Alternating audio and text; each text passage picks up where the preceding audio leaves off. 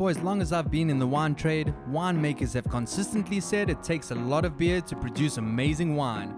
And because I don't want them to start slacking anytime soon, I'm going to be sitting down with some of my favorite winemakers and getting them all to take on DasBootiful Cape Winelands challenge. The challenge itself is all about chugging down a locally produced craft beer while still appreciating the world-class wine. Now let's find out who the quickest winemaker is. Welcome to another episode of DasBootiful Cape Winelands, where today I'm sitting with Bert from Mooiplaas. Bert, thanks a lot for taking some time of your busy schedule to sit with me this afternoon. Okay, so let's jump straight into it. Mooiplaas. Can you just tell us something about the name and what makes Mooiplaas so incredibly unique compared to the other wine farms around the district? Yeah, so, well, we're situated in the Bottleray ward. So basically Mooiplaas, the name says it all. Yeah, it's a very Mooiplaas. So obviously we've got the manor house on the farm, so it's got the Dutch heritage, and Mooiplaas, actually, that's where the name basically where it comes from. Okay. So it refers to the beautiful farm. It is a beautiful estate. Yeah. So basically what sets us a little bit apart from other farms is that we're very lucky with a lot of terroir spots on the farm. If you drive, you took a lot of drives with me on the farm already. So we move from 180 meters above sea level to 385, where we have north-facing slopes, east-facing slopes. So we've got a very diverse terroir on the farm. So we got anything from Sauvignon Blanc up to Cabernet, and we make great wines from those areas. So yeah, for sure. So I mean, I've been exposed to a lot of your wine. I'm a huge fan of your production of wine. So in terms of winemaking, what is it that drew you towards the craft of winemaking at the start? Well, it's a very ironic thing. So we've got a farm in Palate, close to Citrusdal, Piketberg, and I always had that dream to be a farmer one day. And when I finished school, I decided to become a winemaker. And the idea was always to farm maybe with grapes and to make wine at the farm. And with the studies, I actually realized you need more diverse soil to actually craft good wine. So that's actually where it came from. I'm pretty certain everybody in the family is very stoked you took up winemaking. Well, everyone is very happy. The only problem is it comes with pros and cons, and harvest time is a lot of hard-driven work a lot of time. It's a great opportunity to lose some weight, Yeah, well, if in reality you do more admin most of the time, sitting in front of the computer. No, that's where the X factor is, and where all the energy comes from is during harvest time. I mean, we're 2 months from harvest, so already planning, getting barrels in, and we have to look at space and stuff like that, and get all the machine and equipment ready and up and running. Sure. Okay, so Bert, when it comes to the winemaking process, what's the most important for you? Well, it's a cliche. The most important thing in any winemaking aspect is your cooling control. With the temperature, you basically manipulate the fermentation. For sure. So that's the most important thing. And obviously for me as a winemaker, it's very important to have not a relationship with the wine, but you need to be there, taste the wine, taste the juice, and have that energy once the fermentation is taking place. Absolutely. So it's all about the respect of the fruit. Exactly. So Baz, I actually wanted to ask you, throughout your whole journey of wine appreciation, what's the one wine that's always remained your favorite to date? I can't recall the vintage, but the best wine I had as a young student was Pinot Noir from Merlot. Okay, nice. And was from the 1940s somewhere, and that's where I actually got a lot of respect for a wine like a Pinot Noir that can age and how it just changed in the bottle over time. For sure. And for me, I can't recall the vintage, but I know that was my best wine I ever had. Yeah, I mean, they say that the two varietals that are the best conductors of its terroir would be Pinot Noir and a Syrah. Yeah, so it's great that you actually pointed out. Okay, so Baptist, I know winemakers can say what they want, but everybody's got a little secret stash of some really prized possessions in terms of wine. So I wanted to ask you, in your personal little collection, what's the most valuable bottle of wine that you might have? Yeah, okay, so I'm going to choose two, okay? One is an unlabeled wine. Oh, wow, okay. That I will never open. Both of these wines I will never open. So It's my first wine I made Oh, at nice. Elsenburg, Oh, so it's a nice. column bar. Hey. Not sure how it will taste now, but I mean, it's something very unique or very special to me. Yeah. I wanted to keep that in a bottle. Most likely, like I said, will never open it. Maybe my children or grandchildren, they can open it or sell it for big bucks. I don't know. Yeah. And then for me, the most special wine on my collection is, it's not about the wine. I'm not sure how it would taste, but it's 1989 Doc Raven Red. Oh, wow. So it's a wine, not sure if Distel or KW made it, but it's a wine with Doc Craven with his dog on the label, Bliksem. So for me, I'm a South African, I love rugby, and he did a lot for us as South Africans in Yeah, absolutely, for sure. So yeah, that's that. Yeah, going back to the previous, discussion, I was actually very happy to hear that, one of your favorite wines was actually produced here. Yeah, of course. So I think that's quite special, because I wonder how many winemakers are actually going to pick out, international wines. Yeah, I think most of them Yeah. will. Yeah, so, but I'm Afrikaans, I can't pronounce the French words. So. Well, talking about international wines, so when I was doing like a international benchmark tasting, we were tasting from the right hand or the right bank of Bordeaux. Yes. And I remember sitting there, this was actually when I was first exposed to the Merlot Cab Franc that you're producing here at Mooiplaas. Okay. And I sat there going like, damn, I mean, this wine is good, but I can find something not too far from where I stay being produced at Mooiplaas, which is going to cost the eighth of the price. Yeah. Which hits at the exact same kind of quality level. Yeah. So this has been one of my favorite wines to date, and I'm very excited to actually get to taste it with the man himself. So can you just maybe tell me, so why this blend? I mean, what is Merlot going to bring out of Cab Franc and vice versa? Well, look, the whole project started when the owner asked me for something unique or different in the lineup. And at that stage, we had Pinotage, we had the Cabernet, and that was the two reds in our middle range. And I was thinking something in between. You can go for the Shiraz, but our focus are more towards the Bordeaux. For sure. And as you know, we do the Rosalind, so we have a lot of Merlot and Cabernet Franc and Petit Verdot and Cabernet barrels in the cellar. Yeah. So what I did is I selected the best Merlot barrels, and I selected the best Cabernet Franc barrels to complement these two wines. Merlot, you have got all this lovely fruit coming through. With the Cabernet Franc, a little bit more spicy, a little bit more tannin. In my opinion, these two play well with each other and complement each other. And also, as you know, we've got an 80-hectare Fynbos nature reserve on the farm. Yeah. And for me, the wine has that Fynbos character. I was just about to say, So, is that really a thing? So what's growing close to these vineyards, are they really going to impart, are they going to change up the taste and tone of these wines? Well, I'm gonna leave it up to you guys. It's a part of suggestion, eh? You know what it's like. Yeah. If you can't find something in the glass, you just need somebody saying, don't you taste those raspberries? And you're like, damn it, I can't taste raspberries now that you say it. Yeah. Now, for me, I do get that character, especially from blocks that's close to this Fynbos. for sure. And especially the Cabernet Franc, if you look at it, on top of the Cabernet Franc block and at the sides of it, it's all Fynbos. So sure. it must have a difference in flavor.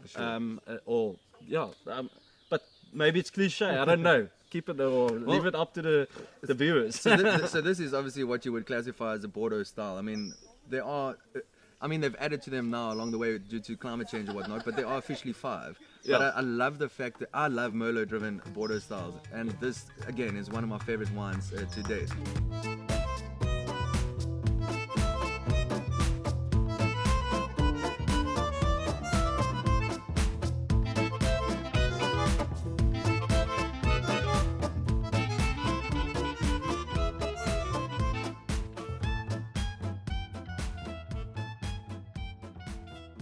Okay, so Bertus, can you maybe, now that the wine is open, smelling like an absolute charm, can you maybe just take us through the production process going into the wine?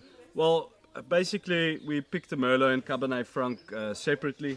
It has its unique fermentation ways. We do different yeast, and from there we will take the Merlot to barrel, we take the Cabernet Franc to barrel, and we'll stay in the barrel for about 18 months to 24 months. It all depends. And then from there I will do the blend. The blend will never be exactly the same. Since we started with the blend, it was a 70% Merlot, 30% Cabernet Franc. Once it was about 45 Cabernet Franc, 55 Merlot. This one is back in that range again, where it's about 2/3 Merlot, 1/3 Cabernet Franc. So I think in general the Merlot will always be the dominant cultivar, because you need that softness to get out of, to be in the wine, you know. And for me, that's a wine that drinks well but also can age well. So that's the whole idea. What I really enjoy about what you're doing over here is that, you know, Stellenbosch producers, I know it's difficult to fight this because of the climate that we have, but Stellenbosch producers tend to really have a lot of that cooked fruit character in wines, which is not really attractive for me, but you don't get this in this wine. This wine is like pure.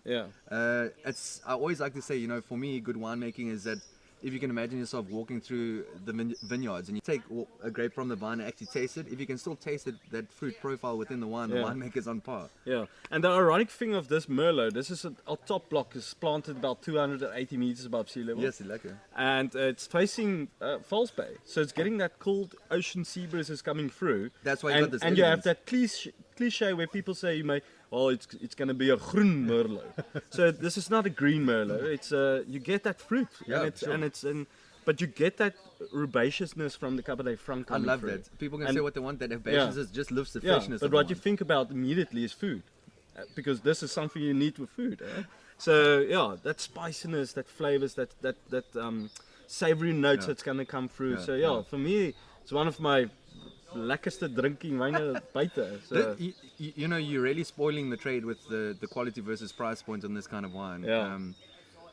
It's got good complexity, although it's very elegant and quite approachable on the palate. I think everybody can kind of sit back and actually just enjoy this for being a great wine. I reckon this Merlot Cab Franc blend that you're doing is one of these wines that everybody likes, and it likes everybody. Unfortunately, we can't keep up with the pace. That's good. So we started off with a 2,500 liter blend. We're moving to 5,000 liter blend, and we keep selling out. So it's really a wine that people appreciate and enjoy. And if you look at the lineup, I mean, Pinotage, you've got that lovely strawberry flavor, soft on the palate. This a little bit in between, you know. It's rich in flavor.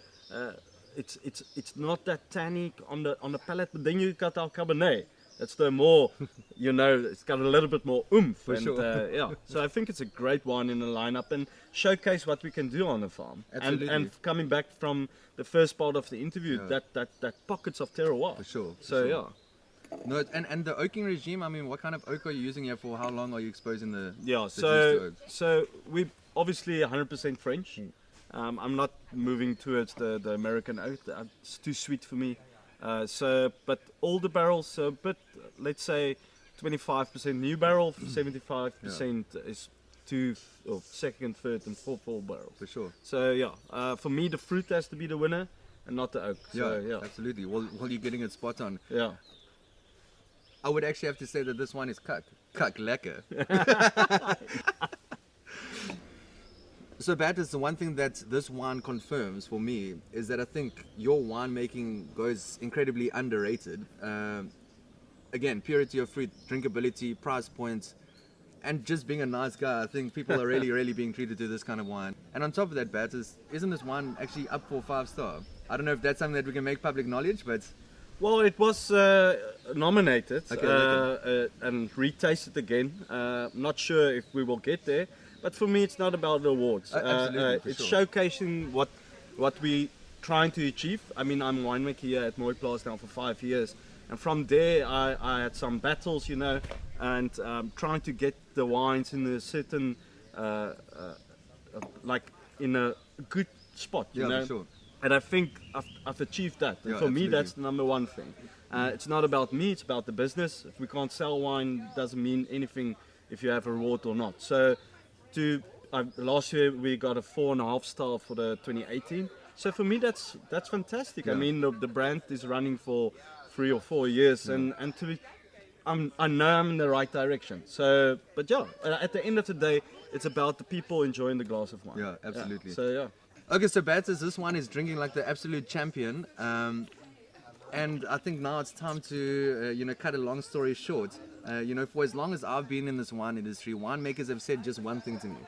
You know what, Gareth? It takes a lot of beer to produce an absolutely amazing bottle of wine. That's true. That's and true. because, not just me, I would imagine everybody out there wants you to continue producing wine like this. I think it's time that you pay the piper and you take on DasBootiful Cape Winelands Challenge. This season's beer sponsorship comes from the Kennel Brewery.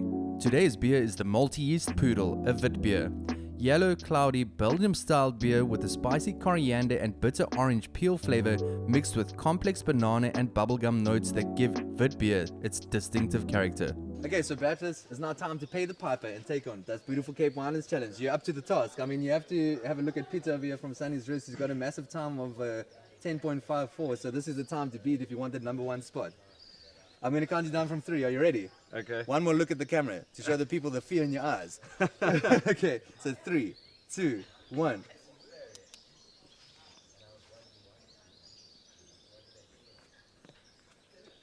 You can do it, Badgers. You're still going. You're going strong. You're going strong. You can do No, this. man. Come on, come on. This is the trick of DasBoot. Oh yes, oh yes, oh yes, oh yes. Come on, Bert, you're nearly there, you're nearly there. There we go.